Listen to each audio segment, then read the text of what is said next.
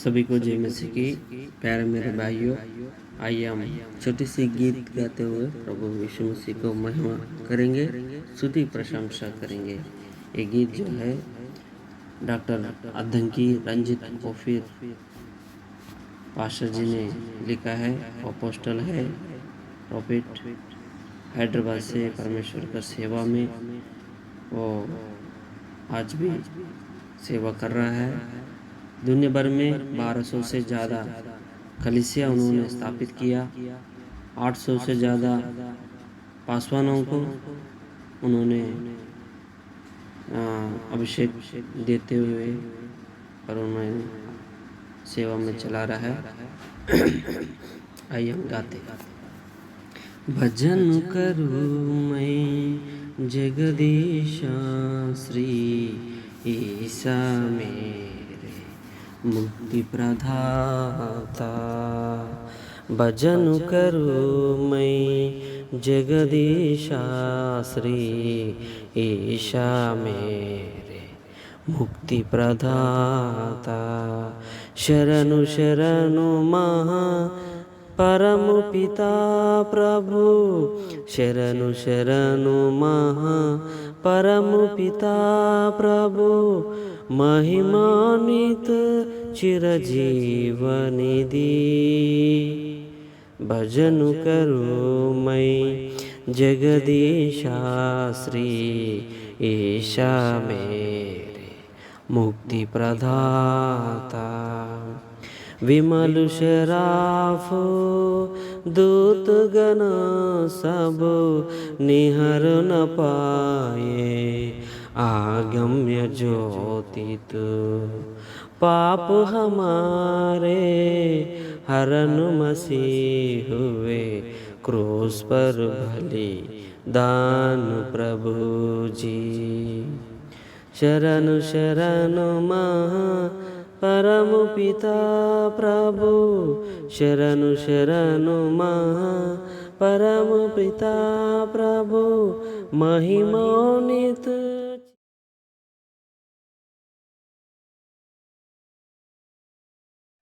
सभी को जय मसीह की। प्रभु यीशु मसीह का मधुर उत्तम श्रेष्ठ पवित्र नाम में आप सभी को मैं स्वागत करता हूँ प्रभु के वचन की ओर। आइए हमारा प्रभु यीशु मसीह जो उनका नाम है प्रशंसनीय और उत्तम पवित्र नाम है, उन पवित्र नाम में आप सभी को मैं स्वागत करता हूँ प्रभु के वचन के ओर। आइए हम चलते पवित्र शास्त्र बाइबल किताब के आखिरी विभाग में प्रकाशित वाक्य पहला अध्याय 5वां वचन हम पढ़ेंगे। और यीशु मसीह की ओर से जो विश्वसनीय योग्य साक्षी और मरे हुए से जी उठने वाले में पहलौठा और पृथ्वी के राज्यों का हाकिम है, तुम्हें अनुग्रह और शांति मिलती रहे जो हमसे प्रेम रखता है और जिसने अपने लेहू के द्वारा हमें पापों से छुड़ाया है। आइए छोटी सी प्रार्थना करते। मेरे प्यारे परमपिता परमेश्वर प्रभु, आपको धन्यवाद करते हैं राजा। आपका वचन है, इस समय पर जो कोई भी भाई या बहन इस वचन को सुनने के लिए समय दिया, उन्हें आशीष करो परमेश्वर, उन्हें आशीषों से भर दो परमेश्वर। और इस समय पर जो कोई भी आप इस व्यक्ति से बात कर रहे प्रभु, इनका प्रभु एसैया प्रभु परमेश्वर राजा, जो कुछ भी अवसर है उसे पूरा करो परमेश्वर। उन्हें क्या चाहिए आत्मिक जीवन में बढ़ोतरी के लिए प्रभु, उन्हें दीजिए परमेश्वर। पवित्र आत्मा से भर दो, अभिषेक से भर दो और आपका वचन के द्वारा जी सके और उन्हें आशीष करो परमेश्वर। इस वचन के द्वारा हर एक व्यक्ति से बात करके उनके अंदर आप कार्यों को आप कीजिए परमेश्वर। आपको धन्यवाद करते हुए ये छोटी सी प्रार्थना प्रभु यीशु मसीह का नाम में मांगते हैं परमपिता, आमीन। मेरे प्यारे भाइयों, यहाँ पर प्रकाशित वाक्य इस वचन में हम अंतिम में ये देखा कि जिसने अपने लहू के द्वारा हमें पापों से छुड़ाया है। प्रेज़ द लॉर्ड, जय मसीह की। यहाँ पर प्रभु यीशु मसीह हमें कैसे छुड़ाया, पापों से हमें कैसे छुड़ाया कि उनका पवित्र लहू के द्वारा। प्रभु यीशु मसीह जो बहाया वो लहू पवित्र लहू है, और वो लहू के द्वारा हमें अपने पापों से परमेश्वर ने हमें छुड़ाया है। तो हमने जो गलती किया, हमारे मूल पितर जो आदम और ईव ने, अव्वा ने जो गलती, जो परमेश्वर की आज्ञा को ना मानते हुए वो जो परमेश्वर मना किया था उस फल को खाने की वजह से वहाँ परमेश्वर का अनुग्रह से दूर हो गए, और आज्ञा ना मानने के कारण मानव जाति में, सारी मानव जाति के अंदर, जो मनुष्यों के अंदर पाप नियम जो पहुंच गई है, वो परमेश्वर का अनुग्रह से दूर हमें कर दिया है। इसके वजह से सभी व्यक्ति पापी, परमेश्वर के सामने पापी ठहराया जाता है। तो इसीलिए परमेश्वर मानव जाति को उनका प्रेम दूर नहीं करना चाहता है। तो वो पापों से मानव जाति को कैसा बचाया जाए, तो ये योजना परमेश्वर शुरू में किया है, और वो योजना के अनुसार प्रभु परमेश्वर अपने ही पुत्र को, एकलौता पुत्र को इस धरती पर परमेश्वर भेजा, और प्रभु यीशु मसीह वो हमारे लिए क्रूस पर बलिदान हो गया है। परमेश्वर प्रभु यीशु मसीह क्रूस पर बलिदान होने की वजह से, वो पवित्र लहू बहाने की वजह से, तो हमें पापों से छुटकारा मिलता है। जय मसीह की। Praise the Lord, hallelujah. ये हमें प्रभु यीशु मसीह से मिलने वाला आशीष है। पाप तो मानव जाति ने किया, मनुष्यों ने किया, लेकिन वो पाप का जो दंड है परमेश्वर ने उनका पुत्र, एकलौता पुत्र प्रभु यीशु मसीह के ऊपर डालकर उन्हें सजा दिया, और हम जो सजा पाना था हमको रिहा मिल गया। Praise the Lord.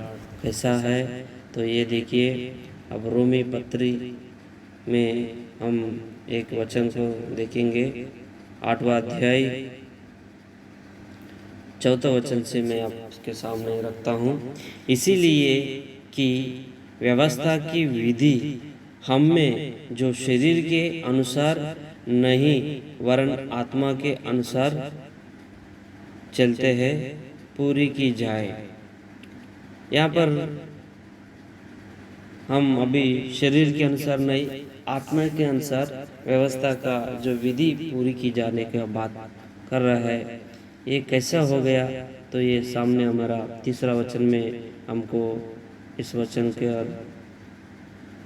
अर्थ में समझा रहे हैं। अर्थात अपने ही पुत्र को पापमय शरीर की समानता में और पाप के बलिदान होने के लिए बेचकर शरीर में पाप का दंड की आज्ञा दी। ये हुई मेरे भाई, मेरे प्यारे भाइयों, हम मानव जाति गलती किया है। परमेश्वर का आज्ञा ना मानने के कारण हम पर पाप आ गया है। उस पाप की तो दंड तो धर्मशास्त्र के अनुसार तो हमें शिक्षा मिलनी चाहिए, लेकिन वो शिक्षा हमें नहीं देते हुए, वो शिक्षा को हम कभी सह नहीं पाएंगे। इसीलिए परमेश्वर ने उनका एकलौते पुत्र को यहाँ दुनिया पर भेजा है, और उनको पाप शरीर की आकार समानता में इस धरती पर भेज के उनका शरीर के ऊपर वो दंड परमेश्वर ने दिया है। देखा मेरे प्यारे भाइयों, हमारा परमेश्वर कितना प्यारे है। हम सब पाप किया तो वो दंड हमें मिलना चाहिए था, लेकिन प्रभु यीशु के ऊपर ये दंड परमेश्वर ने दिया और उनका शरीर पर ये दंड का शिक्षा उनको ऊपर देते हुए हमारा ऊपर जो आने वाला दंड को परमेश्वर ने हमें बचाया। ये है हमारा प्यारे परमेश्वर की मानव जाति के ऊपर की प्रेम है। तो ये प्रभु यीशु मसीह कौन है, बहुत लोगों को ये पूरी जानकारी नहीं है। प्रभु यीशु मसीह केवल एक मनुष्य नहीं है। हमें यूहन्ना पत्रिका सुसमाचार कृपया क्षमा कीजिए, यूहन्ना रची सुसमाचार पहला अध्याय पहला दूसरे वचन में मैं आपके सामने रखता हूँ। आदि में वचन था और वचन परमेश्वर के साथ था और वचन परमेश्वर था। इस वचन में जहाँ पर वचन लिखा है वहाँ पर यीशु मसीह का नाम डाल के मैं आपके सामने पढ़ता हूँ। आदि में यीशु था और यीशु परमेश्वर के साथ था और यीशु परमेश्वर था। जय मसीह की, प्रेज द लॉर्ड। परमेश्वर यीशु मसीह को इस धरती पर भेजा है, लेकिन यहाँ पर एक मनुष्य के रूप में हमें वो परमेश्वर दिखता है, लेकिन वो साधारण व्यक्ति नहीं है, असाधारण व्यक्ति है। वो अनंत जीवन देने वाला परमेश्वर है। एक कोटि कोटि ब्रह्मांड को निर्माण किया हुआ परमेश्वर है। मेरे प्यारे भाइयों, यीशु मसीह कोई ऐसे साधारण व्यक्ति नहीं है, वो परमेश्वर है, परमेश्वर है। प्रभु हमारा पापों से हमें छुटकारा देने के लिए तो परमेश्वर को ही इस धरती पर उतर आना पड़ा। हमारे ऊपर जो दंड की आज्ञा कितनी बड़ी थी, तो आप समझ ही सकते हैं। कोई मानव जाति में कोई कितना भी पूजा पुरस्कार, बड़े बड़े यज्ञ याग तिथि विधि अनेक प्रकार की बोझ उठाते हुए पहाड़ों चढ़ने उतरने, मंदिर के ऊपर नीचे आजू बाजू में हम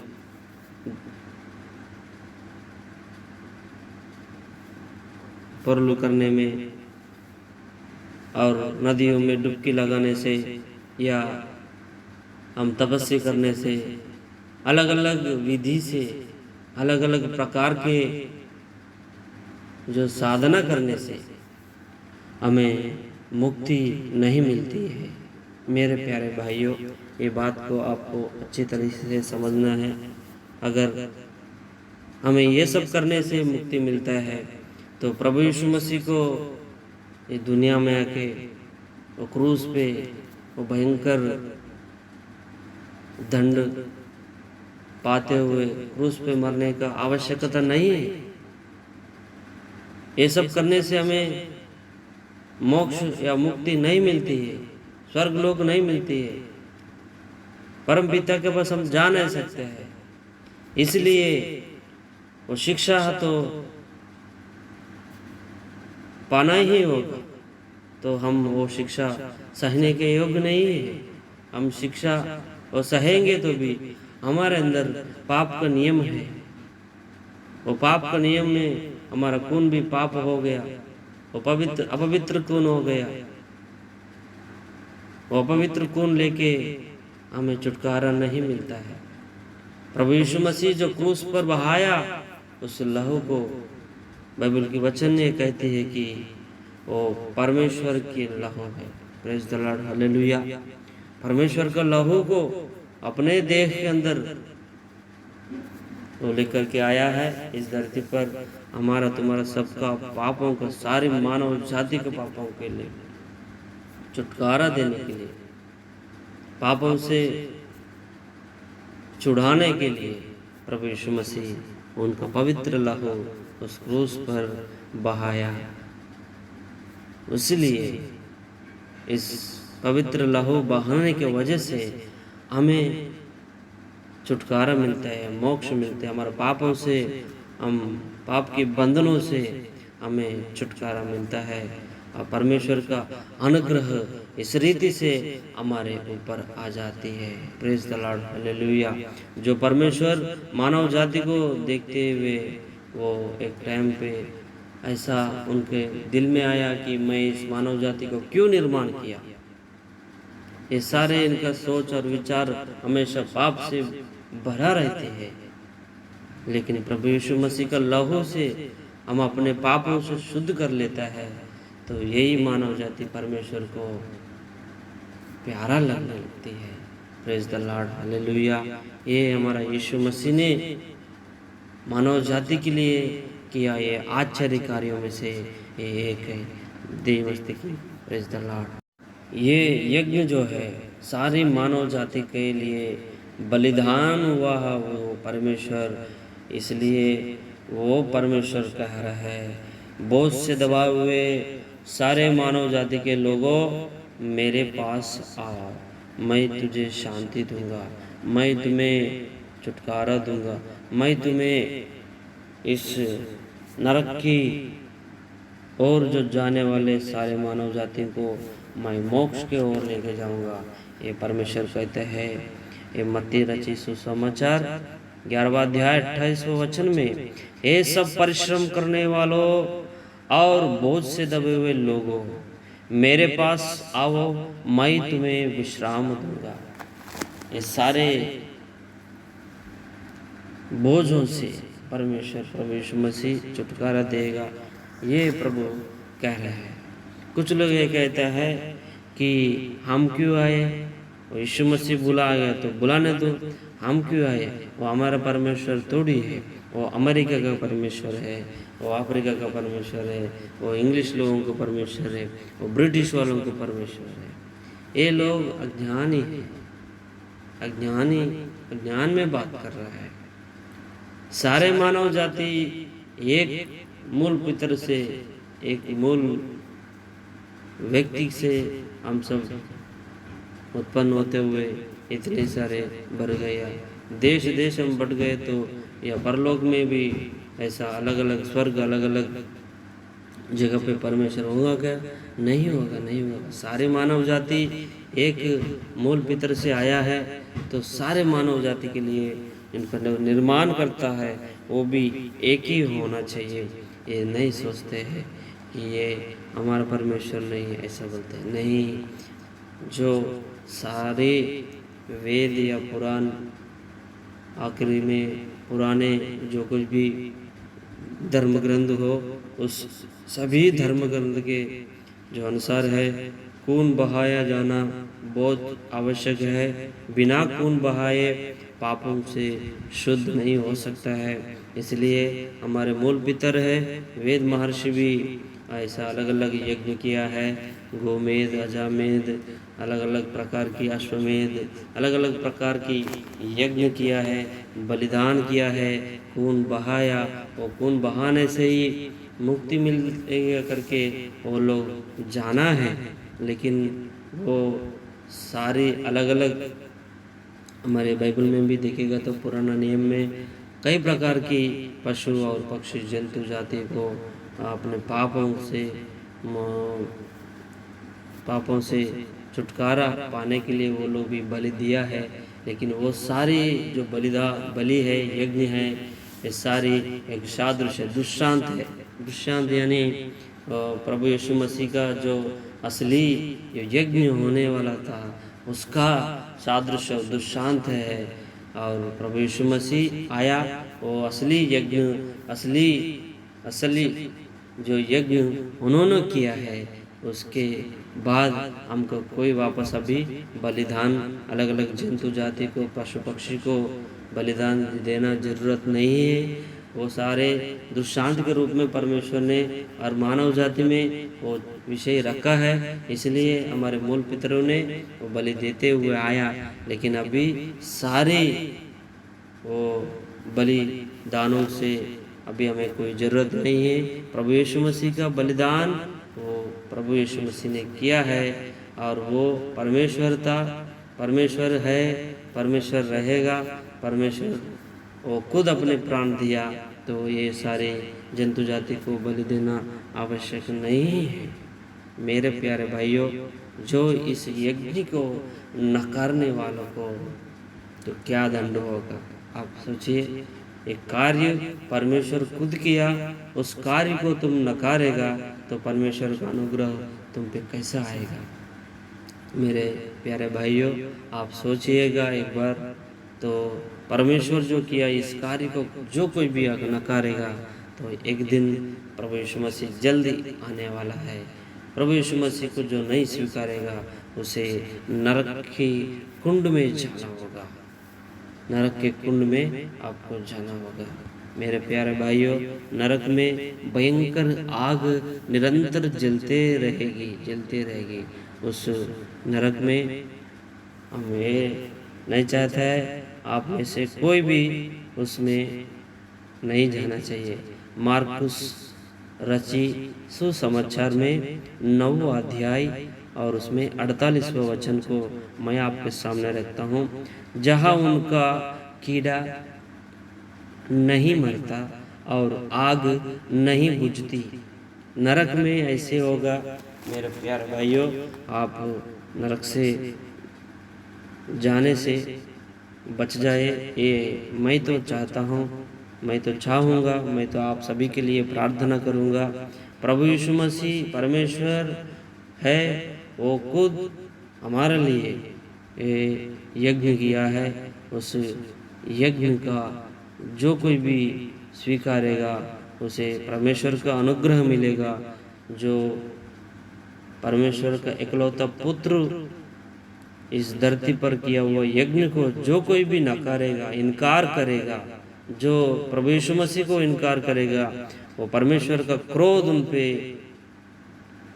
आएगा। उस क्रोध ऐसा होगा, उन सभी को नरक में जाना होगा। ये बात आप जानिए, जहाँ उनका कीड़ा कभी नहीं मरती है, आग नहीं बुझती है, नरक में ऐसा होगा। मेरे भाइयों, तो कुछ लोग इस बात की मजाक उड़ाते हैं, नरक में या को देख के आया क्या, ऐसा बोलते हैं। नरक ऐसा नहीं है मेरे भाइयों, नरक में आग रहेगी। उस आग में अगर जो कोई भी जाएगा उसको वापस आने का इजाज़त नहीं है। उसके अंदर जाने के लिए चाबी है परमेश्वर के पास, तो उसमें से बाहर नहीं आ सकते। अगर ऐसा आ सकता है, कोई उसमें रहने का सोचेगा नहीं सोचेगा। इसलिए मेरे प्यारे भाइयों, ये मत परमेश्वर का जो किया हुआ इस पवित्र यज्ञ को आप नकारो मत, उसे स्वीकारो।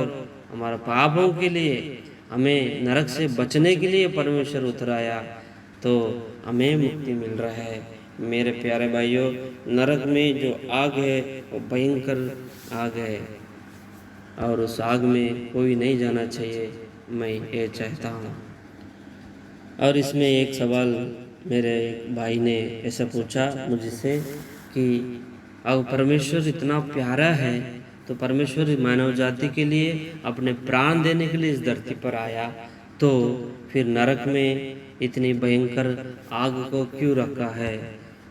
ये एक मेरे भाई का ये सवाल था। मेरे प्यारे भाइयों, परमेश्वर बहुत प्यारे हैं। वो ये नहीं चाहता है कि सभी उस भयंकर आग में उनका जीवन भर अनंत काल तक जलते रहे। उस आग किस लिए बनाया गया है, परमेश्वर का एक उद्देश्य है, वो उद्देश्य को पूरा करने के लिए तो परमेश्वर बनाया, मानव जाति के लिए नहीं बनाया। मैं आपके सामने मत्ती रची सुसमाचार 25वां अध्याय उसका 41वां वचन मैं आपके सामने रखता हूँ। तब वहाँ बाई और वालों से कहेंगे, हे शपित लोगों, मेरे सामने से उस अनंत आग में चले जाओ जो शैतान और उनके दूतों के लिए तैयार की गई है। सुना मेरे प्यारे भाइयों, इस मत्ती रची सुसमाचार 25वां अध्याय 41वां वचन, जो नरक है अनंत काल तक जलते रहने वाला इस आग की कुंड किस लिए बनाया, परमेश्वर यहाँ बता रहे।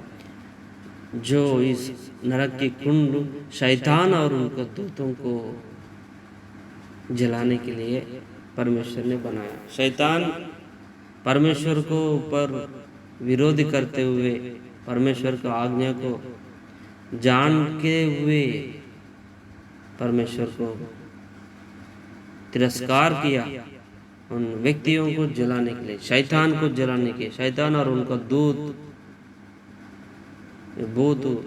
और शैतान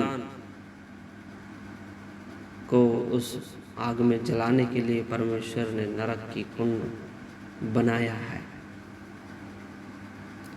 लेकिन बहुत सारे मेरे प्यारे भाइयों, और इस सुसमाचार आपके सामने जो मेरे द्वारा परमेश्वर आपके पास लेकर आया है, आपको भी परमेश्वर इस बात कह रहा है, उस आग में मत जाइए, आप मत जाइए। आपके लिए नहीं बनाया गया। आपके लिए तो परमेश्वर ने परलोक बनाया, स्वर्गलोक बनाया। वहाँ पर परमेश्वर के साथ में अनंत काल तक आनंदित रहने के लिए मानव जाति को आपको निर्माण किया है। आप अगर परमेश्वर की बात अगर नकारेगा, नहीं मानेगा, परमेश्वर का पुत्र इस धरती पर आया, वो यज्ञ किया है, उस यज्ञ को जो कोई भी नहीं स्वीकारता है, परमेश्वर की बात को नहीं मानता है, इस सृष्टि को पूजा करता है, झाड़ को, पत्ते को, पहाड़ को, सृष्टिकर्ता को छोड़ करके सृष्टि को पूजा करने वाला परमेश्वर का अनुग्रह कैसा पाएगा? परमेश्वर बोलने के बावजूद जो काम नहीं करता है, उसके लिए नरक है। मेरे प्यारे भाइयों, सृष्टिकर्ता यीशु मसीह है। प्रभु यीशु मसीह का जिक्र हर धर्म ग्रंथ में आपको देखने को मिलेगा। आप सच्चाई का खोजी हो तो आप ये प्रार्थना करो घुटना टेक करके, ओ परमेश्वर, प्रभु और सृष्टिकर्ता, विधाता, आप अगर असली में परमेश्वर है तो मुझे आप दर्शन दो, मुझे बताओ, आप अपने आप को साबित करो कि मैं ही परमेश्वर हूँ। प्रभु जरूर आपसे बात करेगा। वो हमें कान दिया तो वो उनका कान नहीं है, ऐसा नहीं होगा। हमें मुंह दिया बोलने के लिए, इतना हम बोल रहा है, बात हम बोल रहा है, अलग अलग व्यक्तियों से हम बात कर रहा है, टेलीफोन में बात कर रहे हैं, मोबाइल में बात कर रहे हैं और मनुष्यों के साथ बात कर रहे हैं, तो परमेश्वर को मुंह नहीं रहेगा क्या? ऐसा नहीं होगा। परमेश्वर, प्रभु यीशु मसीह, वो खुद आपसे बात करेगा। वो सच्चा परमेश्वर करके आप इस वचन के द्वारा अगर आप प्रभु यीशु मसीह को स्वीकारेगा, आइए हम प्रार्थना करते। प्रभु आपका जीवन में उनका अनंत जीवन प्रवेश करे। प्रभु आपको आशीष देगा। प्रभु आपका जीवन में शांति से भरेगा और प्रभु के साथ चलिए, प्रभु आपको आशीष करेगा। ये वचन प्रभु यीशु मसीह आशीष करे। प्रार्थना करते।